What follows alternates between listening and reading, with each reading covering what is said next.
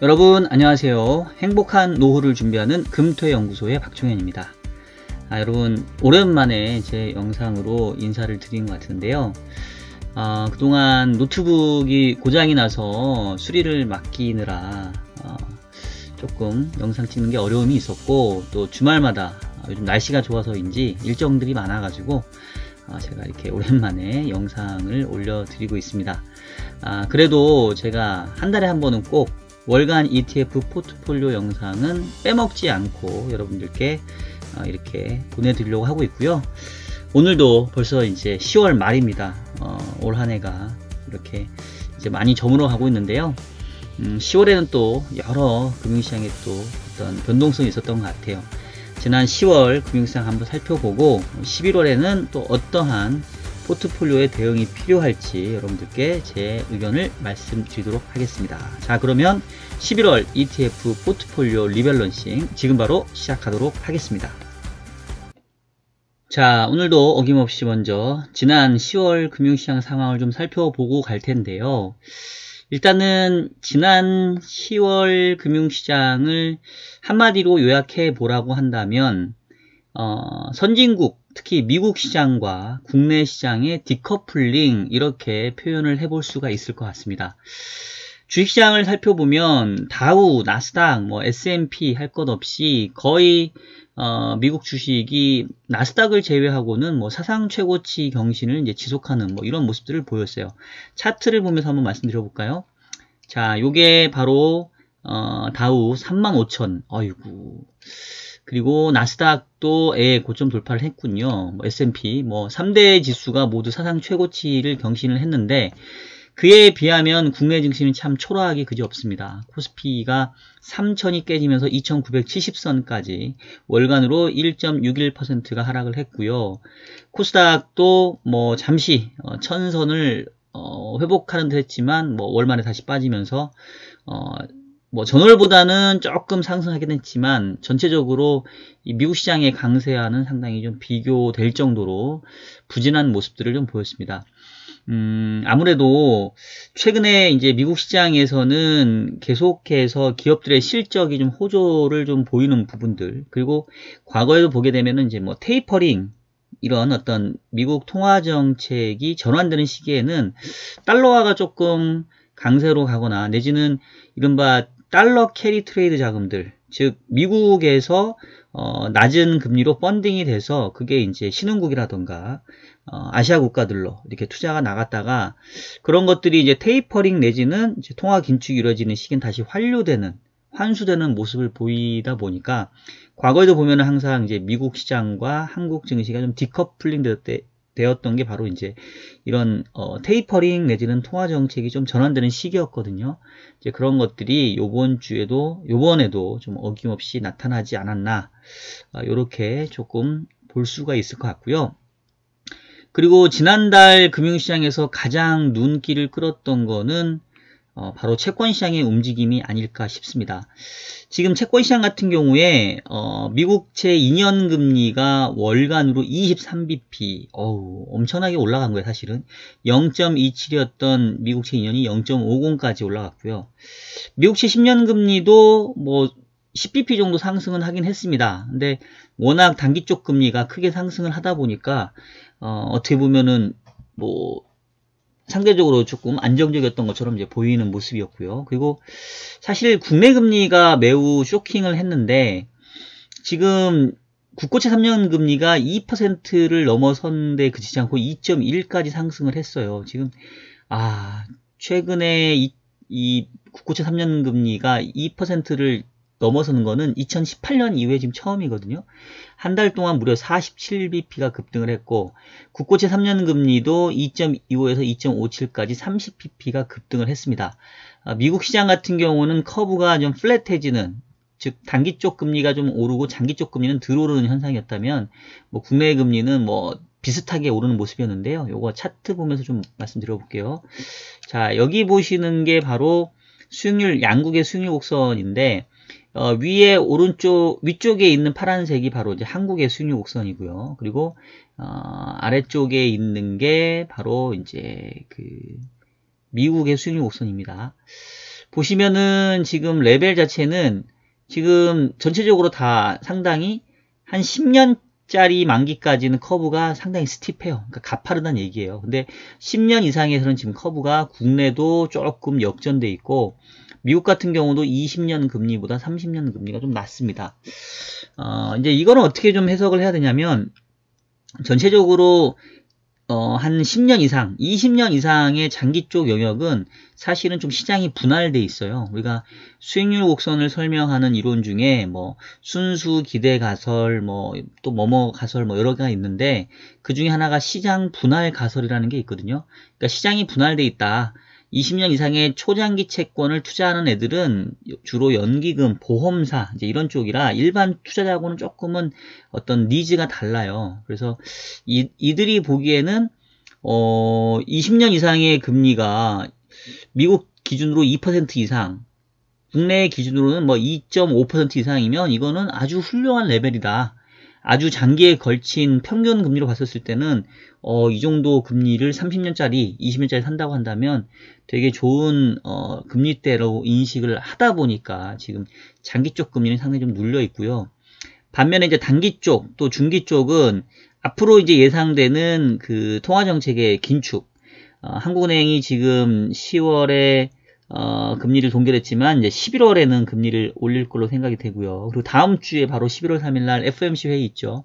지금 이제 테이퍼링이 뭐 거의 발표될 것 같고, 미국의 금리 인상 시점도 원래는 뭐 2023년 얘기하다가 현재로서는 2022년 빠르면 6월, 늦어도 9월께 정도부터는 금리를 인상할 거다라는 게 현재 시장의 컨센서스로 지금 자리를 잡고 있습니다. 이제 그러다 보니까 이제 10년 이하의 그러한 통화정책의 긴축 전환에 대한 우려들이 반영되는 금리는 상당히 가파르게 올라왔고, 10년 이상의 초장기 금리는 그래도 이 정도 레벨이면 길게 보면 살만해. 이러한 어떤 장기 투자자들의 시장 분할적인 수요에 의해서 금리 커브가 상당히 10년 이상으로 갈수록 플랫된 형태를 좀 보여주고 있다. 뭐 이렇게 이해를 하시면 좋을 것 같고요.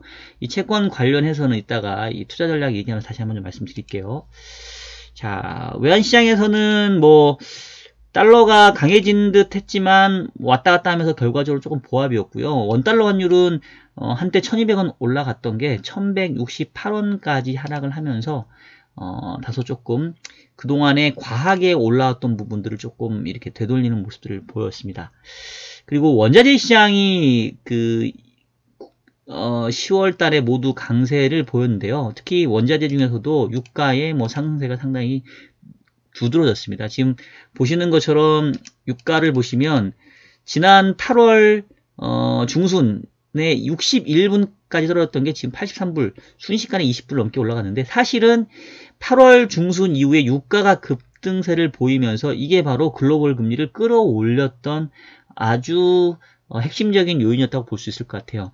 8월 중순까지만 하더라도 제롬 파월 연준 의장의 시각이 최근에 인플레이션은 일시적이다, 트랜지터리하다 라고 얘기하다가 그 뒤로는 이제 말을 싹 바꿔버렸죠. 아니다, 이 공급 쪽의 병목 현상으로 인해서 최근에 이 고물가 환경이 꽤 오래 갈 것 같다, 이제 이러면서 통화정책에 대한 어떤 스탠스도 확 바뀌어버리고, 채권 시장도 인플레이션 일시적이야, 그러니까 뭐 금리 이렇게 높아지지 않아도 돼, 그동안에 물가 상승률 막 4% 5%였던 거 무시하고 있다가 유가가 상승세를 재개하고 연준 의장의 발언들이 야, 이거 물가 상승률이 이게 생각보다 떨어지려면 시간 많이 걸릴 것 같아, 인플레가 장난이 아닌데, 이제 이런 얘기를 하면서 그동안에 이제 인플레이션에 대한 우려들이 반영되지 않았던 금리가 이제 급등세를 보였던 바로 그 원인이 이런 유가의 상승세와 조금 결을 같이 하고 있다, 이렇게 보시면 될 것 같고요. 뭐 구리 가격도 글로벌리 지금 원자재 쪽에서의 공급망이 병목되는 현상이 보이다 보니까 상당히 상승세를 좀 이어갔습니다. 뭐 금은 뭐 큰 폭은 아니었고요. 그리고 또 특징적인 것 중에 하나가 비트코인. 이게 그 9월 말까지만 하더라도 5천만 원이었던 비트코인이 한때 8,200만 원, 거의 지난번 고점 수준까지 갔다가 지금 이제 살짝 지금 조정을 받고 있는데요. 여러분 뭐 뉴스를 보신 분들은 아시겠습니다만은 드디어 이 비트코인 선물 ETF가 뉴욕 증시에 상장이 됐죠. 그래서 이제는 비트코인이 뭐 그야말로 기관 투자자뿐만 아니라 개인 투자자까지도 쉽게 투자할 수 있는 말 그대로 제도권에 이제 들어온 상황이다 보니까 이제 그런 수요들이 상당히 시장에 반영됐고요. 또 뭐 이더리움 같은 경우도 시스템 개편을 하면서 연료 효율, 뭐 화석 연료를 에너지를 쓰지 않다 하더라도 이제는 채굴을 쉽게 할 수 있는 뭐 이제 여러 가지 시스템 업그레이드가 생기면서 최근에 가상화폐의 가격이 상당히 좀 두드러지고 있습니다. 제가 계속 뭐 이 가상화폐 전문가는 아니지만 이제 여러분들의 자산군 중에 이 가상화폐는 꼭 머스트로 가져가야 된다라는 말씀을 드린 적이 있는데, 저희 지금 퇴직연금 ETF 포트폴리오에는 아직 국내에는 ETF가 상장되어 있지 않기 때문에 투자를 하기 좀 어려운데, 지금 뉴욕 증시에는 비트코인 선물 ETF가 상장이 됐으니까 뭐 국내에서도 그렇게 멀지는 않을 것 같아요. 만약에 국내에서도 국내 상장 이 비트코인 선물 ETF가 상장이 된다면 이 퇴직연금 ETF 포트폴리오에도 반드시 편입을 해야 된다라고 저는 좀 생각을 하고 있습니다. 뭐 그날이 언제 올지는 여러분 좀 지켜보도록 하시죠. 일단은 이 정도로 해서 최근 시장 상황 조금 말씀을 드렸고요. 월간 시장 마저 흐름 짚어드리고 다음 달 전망과 전략을 말씀드리도록 하겠습니다. 자, 일단은 그 지난 10월 달에 이제 가장 좋았던 종목들, 섹터들 살펴보면, 베스트 종목들 보면은, 지금 이제 제가 이렇게, 이걸 분홍색이라고 해야 되나? 뭐라고 해야 되나? 약간 감색이라고 해야 되나? 제가 색깔을 뭐라고 해야 될지 모르겠네. 하여튼, 요렇게 표시한 게 이제, 제가 누차 말씀드리지만, 퇴직연금 ETF에서만 투자가 가능한 게, 있고, 그 다음에 이제, 레버리지나 인버스 ETF는 투자를 못한다고 그랬어요. 그래서 그거는 빼고, 이제 순수 ETF만 보여드리면, 첫 번째 가장 성과가 좋았던 거는 타이거 게임이네요. 무려 24%가 월간 수익률이고요. 그 뒤에 메타버스, 게임 테마, 메타버스, 미디어 컨텐츠, 차이나 솔라 액티브, 뭐 미디어, 이게 탑 10에 있는 종목들입니다. 그래서 10월 달에 국내 시장이 상당히 부진했지만 그 중에서도 상당히 좋았던 섹터와 종목이 바로 게임주, 또 엔터테인먼트주. 근데 이거를 포함하는 게 결국은 메타버스도 제가 여러 차례 말씀드렸죠. 근데 사실 뭐 저뿐만 말씀드린 게 아니라 모두 다 메타버스에 대해서 어떤 꿈과 희망을 가지고 있다 보니까 메타버스 ETF가 지금 10월에 상장이 됐거든요. 4종목인가 상장이 됐는데 그 종목들이 모두 지금 성과가 좋았습니다. 보시면 코덱스 K 메타버스 액티브가 제일 좋은 22%였고 그 다음에 FN 메타버스가 18%, 아이셀렉트 메타버스가 12%를 기록을 했습니다. 보시는 것처럼 모두 메타버스 관련 주들이 ETF가 상당히 좋은 성과들을 보였고요. 그 다음에 이제 11위권에서 20위권에 있는 거는 이제 원유 선물, 이런 원자재 관련된 선물이 상당히 좋은 호조세를 좀 보였습니다. 뭐 그 위에는 좀 비슷비슷하고요. 자, 그러면 ETF 중에 안 좋았던 건 뭐가 있냐? 10월 달에 제일 부진했던 종목이 바로 바이오 헬스케어 종목들이었어요. 역시 수익률도 뭐 마이너스 12% 이상 상당히 좀 부진했고요. 코스닥도 마찬가지고 뭐 바이오 헬스케어 의료기기 뭐 이런 쪽이 전체적으로 상당히 좀 부진했습니다. 아무래도 이제 코로나 치료제 관련돼서 뭐 상당히 기대감이 있었는데 이 미국의 머크사가 구강용, 그러니까 경구용이죠. 먹는 그 알약의 그 치료제를 개발하면서 약간 우리나라의 이 바이오 기업들은 닥쳤던 게 지붕 쳐다보는 그런 상황이 돼버린 것 같아요. 하여튼 뭐 전체적으로 지금 바이오 헬스케어 상당히 주가가 좀 부진한 모습이 좀 장기화되고 있는 상황입니다. 자, 이 정도로 해서 10월달 금융시장 상황하고 이제 베스트 앤 월스트 ETF 종목들을 말씀을 드렸고요. 이제 제 ETF 포트폴리오 성과는 어땠는지 공개를 해드리도록 하겠습니다. 일단은 지난 9월 달에는 매우 최악의, 아마도 제가 이 퇴직연금 포트폴리오 운영한 이후에 가장 성과가 부진했던 달이었던 것 같은데 지난달 10월은 조금 메이크업을 했습니다. 제가 가지고 있는 전체 ETF 종목들의 평균 수익률은 한 2.27%이고요. 코스피가 참고로 마이너스 1% 후반대에 하락률 보인 거에 비하면 선방을 했고, 각 종목들의 그 비중까지 감안한 가중평균 수익률은 한 3.7% 정도. 그래서 나쁘진 않았습니다. 일단 섹터별로 살펴보면 원자재가 괜찮았어요. 뭐 구리선물, 원유선물, 농산물 선물 모두 월간 수익률이 8%, 10%, 농산물도 한 3% 정도 성과를 좀 보였고요. 그리고 리츠 중에 뭐 ESR 캔들스퀘어도 4%대의 수익률을 좀 보였습니다. 그리고 주식형에서는 나스닥 좋았고, 차이나 솔라 액티브, 반도체도 조금 반등했죠. 그리고 미디어 엔터테인먼트도 메타버스 관련돼서 엔터테인먼트 종목들이 좀 좋았고요. 그리고 글로벌 인프라, 또 로보틱스, 차이나 항생테크도 그동안 워낙 많이 빠져가지고 조금 올라왔네요.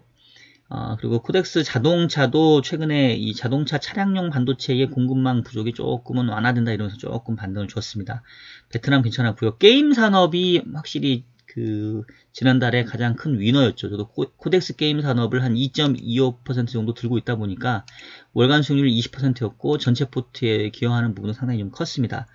그리고 앞서 10월달 금융시장 상황이 미국과 한국 증시 간의 디커플링이라고 말씀드렸는데, 다행히 제가 미국 관련 종목들 조금 그동안 조금씩 채웠었죠. 그래서 타이거 글로벌 클라우딩 컴퓨팅이라던가 미국 테크 탑10이라던가 릭소 글로벌 퓨처 모빌리티 뭐 이런 것들은 이제 미국 증시에 상승했던 종목들을 많이 편입하고 있는데 뭐 6%대, 8%대 성과를 좀 보였습니다.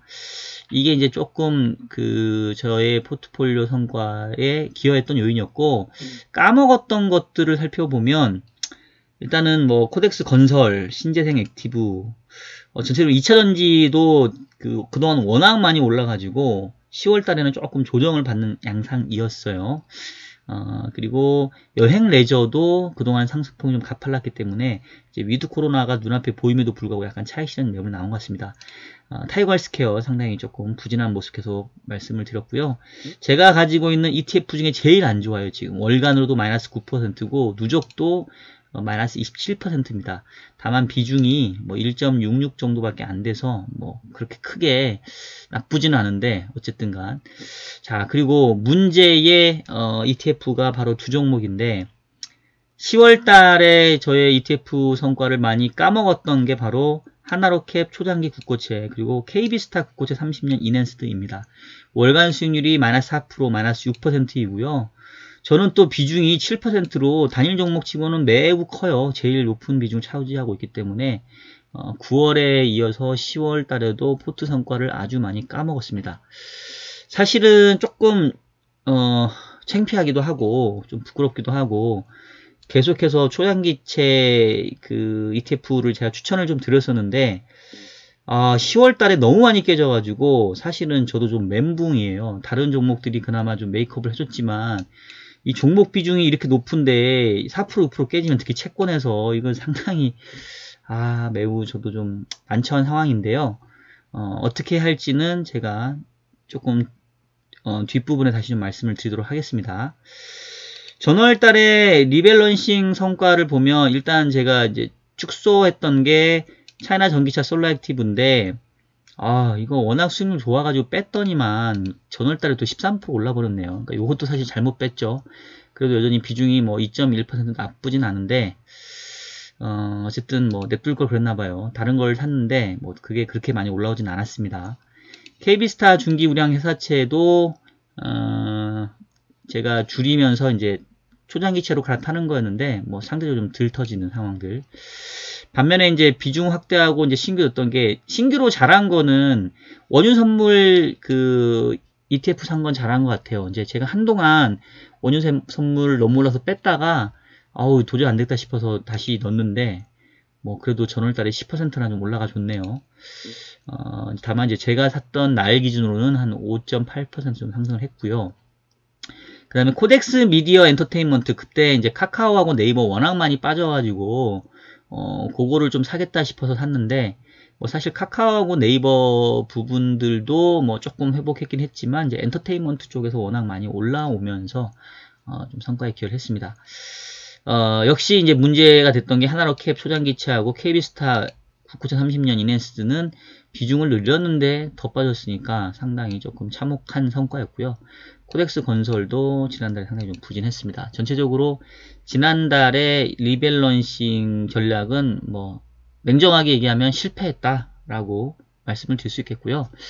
다만 이제 여러분 그거는 조금 알아주세요. 이제 그 기본적으로 퇴직연금 ETF 포트폴리오라는 게 그달로 뭔가 성과가 나와지는 게 아니라 뭐 우리는 어쨌든 그 장기적인 분할 투자를 하는 장기 투자자이기 때문에 어떻게 보면은 뭐 그달의 성과보다는 이제 쌓여가는 누적적인 수익이 좀 중요하니까 꼭 그달의 성과가 뭐 모든 것은 아니기 때문에 그 부분들은 좀 여러분들도 감안해 주시고 제가 이제 이렇게 잘했건 못했건 솔직하게 이제 다 공개를 하는 이유는 저 스스로도 반성도 하면서 다음 달은 어떻게 할까 이제 고민하는 시기이기도 하고 여러분들도 조금 반면 교사로 좀 삼으시라는 것도 있고 어떤 분들은 제가 이제 종목 이렇게 다 보여드리면 개인인데 이렇게 많은 종목 다 투자하기가 어려워요. 저는 그렇게 관리 못해요 라고 하신 분은 많은데 당연하죠. 모든 분들이 저처럼 이렇게 많은 종목들을 가져가라는 말씀 저는 절대 안 드립니다. 저는 이제 이 시장에 깊숙이 발을 딛고 있고 실제 운용을 하는 사람이기 때문에 이제 저는 뭐 이게 업이니까 이렇게 하는 거고 여러분들은 그냥 큰 국지 섹터만 보시면 될 것 같아요. 그러니까 원자재, 뭐 TDF, 리츠, 채권형, 주식형 이제 이런 것들의 전체 비중을 어떻게 가져가는지 뭐 그 정도만 참고를 하셔도 좋지 않을까 싶고 종목들은 이제 여러분들 좋아하는 종목들로 압축해서 가져가세요. 저는 이제 뭐 다양한 섹터나 종목들을 이제 봐야 되기 때문에 뭐 어쩔 수 없이 또 자이든 타이든 뭐 이렇게 해서 좀 다양한 종목들을 가져가는 부분이 있으니까 뭐 각자 상황에 맞게 여러분들 포트폴리오는 짜가시면 좋을 것 같습니다. 자, 그러면 이제 중요한 거는 다음 달 11월 달에는 이제 어떻게 포트폴리오를 가져갈 거냐 하는 부분인데 일단 결론부터 말씀을 드리면 지금 현재 저의 ETF 포트폴리오의 비중을 보시면 참고로 제가 계속 말씀드리죠. 저는 요 포트폴리오가 연금저축펀드, 그 다음에 IRP, 그 다음에 퇴직연금 DC형 요 세 가지를 합산한 그 전체의 ETF 포트폴리오다라고 여러분 이해를 해주시면 됩니다. 그래서 보시면 주식형이 한 42%, 채권형 23%, 리츠가 14%, TDF 14%, 원자재 5.4%인데 11월 달에는 일단은 큰 변화는 주지는 않았고요. 매월 저 같은 경우는 10일인가 15일인가 하면은 퇴직연금 DC형으로 그 DC형 퇴직연금이 이제 납입이 돼요. 그럼 이제 저는 그 돈으로 사는 거거든요. 그러니까 그래서 매달 이제 분할 투자를 할 수가 있는 거고, 그리고 이제 제가 개인적으로 연금저축펀드라던가 IRP는 1년에 700만원까지 세액 공제가 되고 1700만원까지 또 불입을 할 수가 있거든요. 그래서 이제 상황 봐서 너무 많이 빠졌다, 요거는 상당히 싸게 살 수 있는 기회다 라고 생각되면은 이제 연금저축펀드랑 IRP에도 이제 각각 돈을 넣으면서 투자를 하죠. 그래서 일단은 11월은 저는 이제 그 DC형으로 들어오는 돈 정도만 투자를 하려고 하고 있고요. 그 돈으로 대부분 이제 채권을 살 거고, 뭐 그러면서 상대적으로 이제 다른 쪽 그 자산군의 비중은 조금 줄어드는 뭐 이런 정도의 방향성이라고 보시면 되겠습니다. 구체적으로 어떤 거를 사고 어떤 걸 팔 거냐면 일단은 조금 축소할 거는 여전히 KB스타 중기운용회사채 비중이 5.14% 상대적으로 조금 높아요. 그래서 이제 뭘 줄여야 다른 걸 좀 더 살 수 있기 때문에 신규로 들어오는 돈 말고 그래서 여전히 비중 높은 요 종목을 조금 줄이면서 다른 걸 사려고 하고 있고요. 그럼 이제 뭘 할 거냐면 하나로캡 초장기 국고채하고 국고채 30년 이넨스들을 계속 물타기를 하겠습니다. 현재 비중이 7% 각각이면 상당히 높아요. 단일 종목 중에서는 지금 TDF를 제외하고는 제일 높은데 저는 그래도 확신이 있습니다. 지금은 이 장기 채권을 이제 저는 좀 일찍 샀지만 아직 안 사신 분이 있다고 한다면 저는 매우 좋은 매수 타이밍이라고 생각을 하고 있어요. 자, 왜 제가 그런 생각을 하냐면 일단은 차트 중에 요거를 좀 보여드릴까? 요 차트 어딨어? 예, 미국하고 요 차트를 보시면 이게 뭐냐면 아래쪽에 있는 게 미국채 10년 금리고 위쪽 빨간색이 국고채 10년 금리입니다.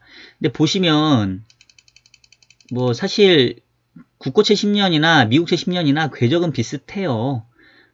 레벨은 조금 차이가 있지만 그래서 이제 2020년부터 조금 벌어지기 시작을 했는데 최근 방향성 보시면 미국채 10년 금리는 전고점 3월 말에 1.77도 못 가고 자꾸 맞고 떨어지는데 우리 금리는 지금 8월 말 이후에 지금 저세상으로 가고 있어요. 전고점도 뚫어버리고 이게 이제 왜 이런 차이가 나타나냐면 일단은 한국 시장에서는 최근에 조금 수급적으로 꼬인 부분이 있습니다. 기본적으로 한국은행이 지금 이제 11월 달에 금리도 인상할 것 같고 또 최근에 정책 당국의 포커스가 다 가계부채 줄이고 또 부동산 시장의 어떤 과열을 억제하려고 통화 긴축을 하다 보니까 이제 이렇게 뭔가 통화 정책 상에서도 긴축에 대한 고삐를 죄다 보니까 그런 부분들이 이제 시장 금리에도 좀 반영됐고요. 여기다가 플러스 외국인들이 국채 선물 시장을 통해서 대규모로 공격적인 매도 플레이를 하다 보니까 상당히 좀 오버슈팅한 부분이 있습니다. 그리고 이제 연말이 가까이 오는데 금리가 이렇게 단기간에 급등을 하다 보니까 대부분 투자기관들이 많은 손실과 손절매의 어떤 위협에 놓여져 있어요. 그래서 다들 지금 많이 손실을 본 상황이라서 마땅한 대기 수요가 없는 그러면서 지금 금리가 하염없이 올라가고 있는데 앞서서 커브도 지금 보여드렸지만 우리 지금 현재 기준금리가 0.75거든요. 근데 만약에 11월에 인상을 한번 한다 하더라도 1%이고 그리고 추가적으로 뭐 내년도에 한 2번 정도 더 그리고 뭐 그 다음에 뭐 한 번 더 한다 하더라도 많이 가야 기준금리가 1.75 정도 수준을 상한으로 지금 보고 있거든요. 뭐 2%까지 가기 쉽지는 않을 것 같아요. 근데 이미 지금 3년짜리 금리는 2.2를 넘어가 있고 10년 금리는 2.5를 가 있으니까 설령 기준금리가 1.75까지 지금보다 무려 100번, 100bp, 그러니까 4번 인상을 할 거를 이미 다 반영해버린 거예요, 지금 금리는. 그래서 4번 인상을 한다고 하면 지금 금리가 정당화되는 거고, 만약에, 실질적으로 이제 경기 상황 봐가면서 기준금리를 올릴 텐데, 기준금리를 올리면서 경기 여건이 둔화된다던가, 물가 자체가 이제 좀 안정이 된다고 하면, 4번 더 못 올릴 수 있죠. 그러니까 지금 0.75에서 1.75까지 4번의 인상을 다 못할 수도 있고 내지는 그 시간이 상당히 많이 걸릴 수도 있죠. 그러면 이제 이미 앞서 나갔던 이런 초장기 구간들의 금리는 오히려 이제 기준금리를 올려도 너무 빨리 올랐기 때문에 오히려 좀 떨어질 수도 있는 그런 가능성이 있기 때문에 지금 금리는 레벨적인 측면에서는 매우 싼 그런 수준에 왔다. 국고채 3년짜리가 2.1%, 국고채 10년이 2.5% 이상이라고 한다면, 이 채권 투자자 입장에서는 상당히 이제 볼만한 아주 매력적인 레벨이라고 생각을 하고 있고요. 그리고 한 가지 좀 더 보여드리면, 지난주 금요일 날, 9월 산업활동 동향 지표가 발표가 됐는데, 여러 가지 지표가 있어요. 뭐, 산업생산, 뭐, 소비, 투자 나오는데, 이제 제가 주로 보는 거는 선행지수하고 동행지수 순환변동치를 주로 보거든요. 2019년 말 정도, 아니, 2020년 3월 정도를 바닥으로 해서 선행지수랑 동행지수가 바닥을 찍고 가파르게 상승했다가, 지금 선행지수는 이미 한 2~3달 정도 좀 꺾였고요. 동행지수는 아직은 좀 횡보하고 있습니다. 근데 이제 통상 선행지수가 꺾이면 동행지수도 좀 꺾이거든요. 그래서 제가 봤을 때는 이제 경기 모멘텀은 이른바 피크아웃 이래서 조금 이제 모멘텀이 둔화되는 기간을 가는데 여기서 금리를 이제 1번 올리고 2번 올리고 3번 올리고 4번 올리면 이제 경기에 부담을 주기 시작을 할 거예요. 그러면 장기 채권 금리에는 하락 요인을 작용할 소지가 다분히 있다. 라고 생각이 되어지고요.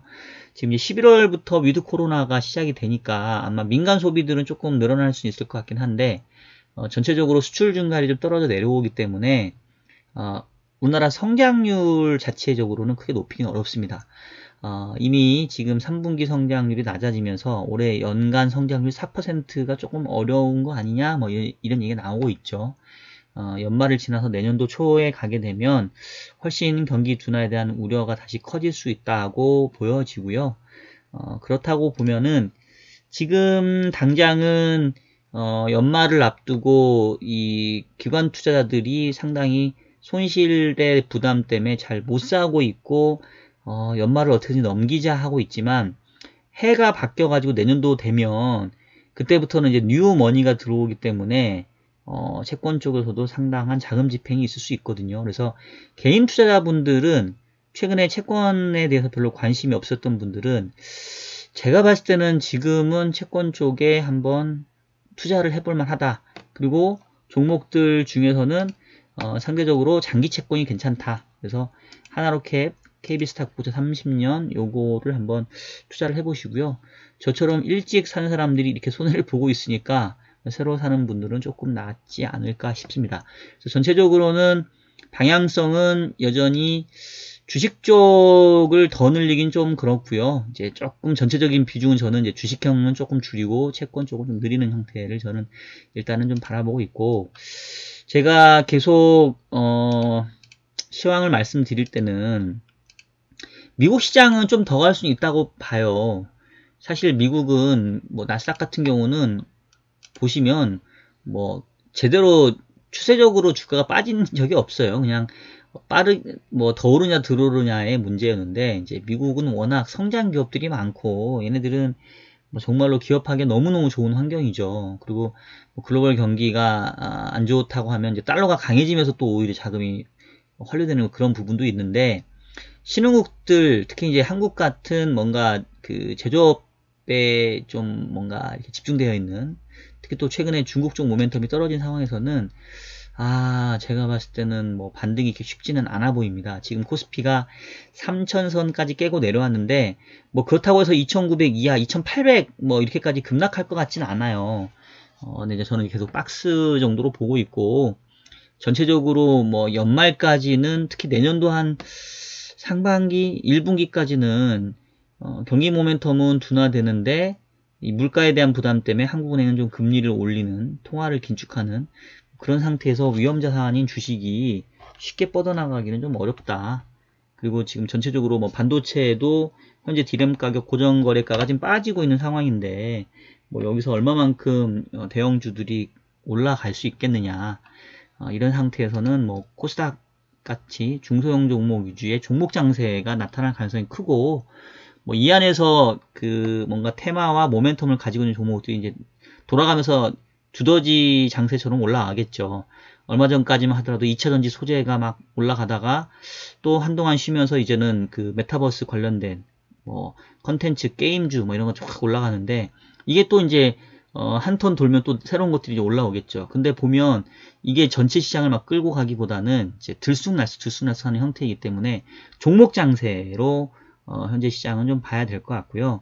이런 상태에서는 주식형 자체의 비중을 늘리기보다는 주식형 종목들 내에서의 리밸런싱으로 처리를 하고, 전체 비중은 저는 오히려 이럴 때 최근에 금리도 많이 올라오고 했으니 채권 쪽의 비중, 특히 장기채 쪽의 비중을 지금부터 계속 점진적으로 늘려나가는 게 맞지 않겠냐, 이렇게 저는 좀 보고 있고요. 뭐 10월달 성과가 상당히 좀 부진하긴 했지만 어차피 채권은 시간 지나면 가격 회복되거든요. 원금 보장 받고 이자 나오니까. 그래서 뭐 이렇게 많은 현재로서는 수익률이 저조하지만 뭐 저는 몇 개월 지나면 금방 메이크업 하려고 보기 때문에 뚝심 있게 장기채 비중 계속 늘려가는 식으로 11월에 대응을 하도록 하겠습니다. 자, 여러분 지금까지 11월 ETF 포트폴리오 리밸런싱 전략을 말씀을 드렸고요. 정말 올해가 이제 달력 딱 2장밖에 안 남았습니다. 남은 2달 올 한해 잘 마무리할 수 있도록 우리 모두 열심히 이렇게 지냈으면 좋겠습니다. 자, 그럼 지금까지 영상 보내드렸고요. 저는 다음번 영상에서는 가능하면 화면으로 여러분들 찾아뵙도록 하겠습니다. 자, 그러면 여러분 다음 영상에서 뵐게요. 안녕.